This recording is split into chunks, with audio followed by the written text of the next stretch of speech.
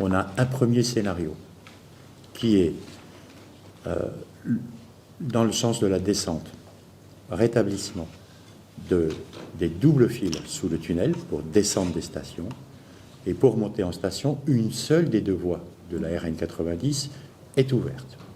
C'est le premier scénario. Le deuxième scénario, qui est plus favorable, on a toujours les deux fils dans la descente,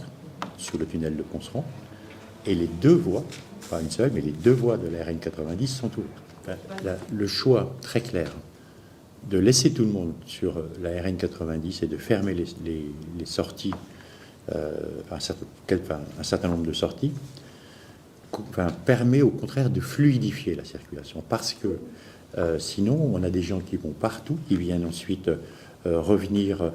reprendre des flux de circulation un peu plus loin, et ça crée des thromboses extrêmement difficiles à résorber et très longues à résorber. La petite différence, je dirais, avec les autres fois, c'est que les sorties, on l'a vu la semaine dernière, on avait des sorties qui avaient été fermées, mais fermées avec des moyens qu'un certain nombre d'automobilistes ont forcés. Le week-end prochain, ce ne sera pas possible de les forcer. Alors ce matin a été réalisé l'ultime diagnostic du versant sur lequel des purges étaient encore réalisées hier soir, avec des aléas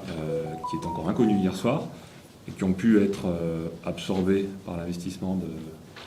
des équipes aujourd'hui, qui ont donc par la suite commencé à rétablir la protection 1500 kJ, mais également déblayer les éléments de la plateforme qui étaient encombrés par des murs effondrés ou certains blocs qui ont été déroquetés et évacués, certains cratères comblés et des éléments de soutènement mis en œuvre. Un des deux gros blocs a été foré, prêt à être miné demain matin.